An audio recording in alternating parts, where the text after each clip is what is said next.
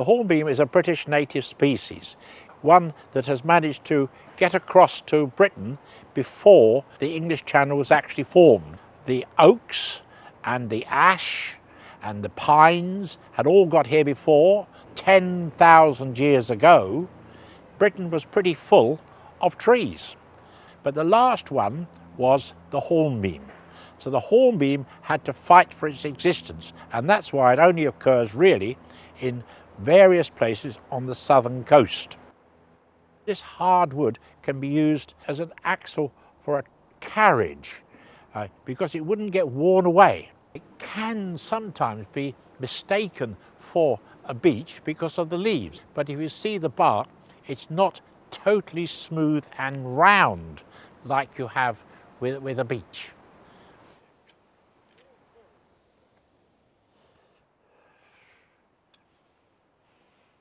I'm walking past the common horse chestnut here, Aesculus hippocastaneum, which occurs in the Caucasus.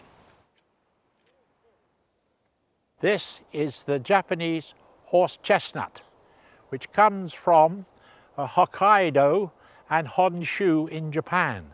It has the largest leaves of all chestnuts, introduced in this country since about the year 1900. If you look at the leaves, you'll see that they are also infected, the same as the common horse chestnut, with the leaf miner.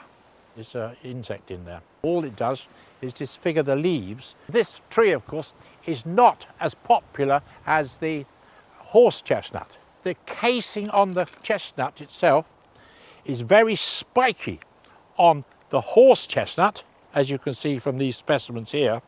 Well, here we have the fruiting part of the Japanese horse chestnut, and you can see it on there quite smoothly. No way can you mistake this for the Japanese horse chestnut with the common horse chestnut.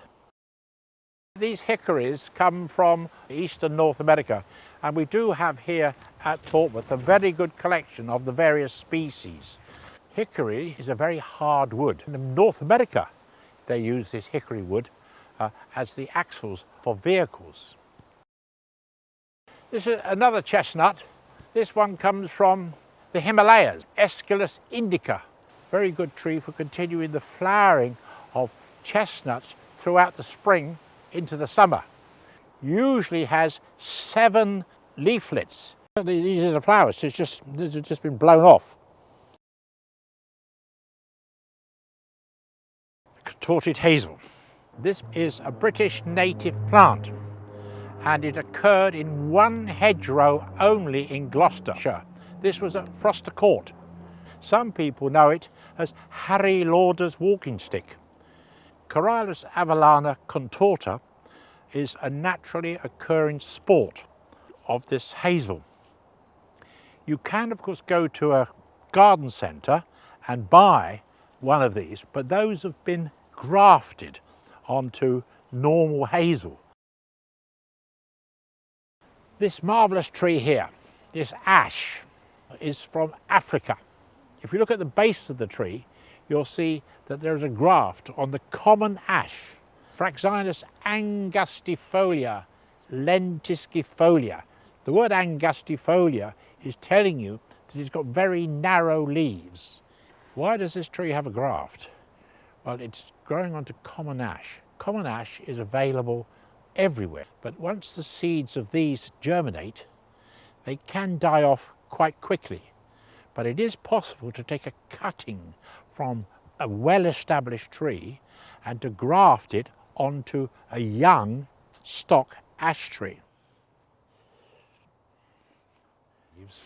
Populus violacea, and this is a very interesting member of the poplar family, which has come to us from China, and we're pretty sure that this particular one is one of a series of species of poplar introduced by that famous man E.H. Wilson in 1905. A lot of discussion has been had about this tree as to its correct identification. All these things come down to the process of identification from various points about the trees itself. You can get either true species or you can get hybrids, and this particular one is considered to be a true species from China, along with many others. Typical tree gazing position. Stop, looking and learning. I'm right up against the tree.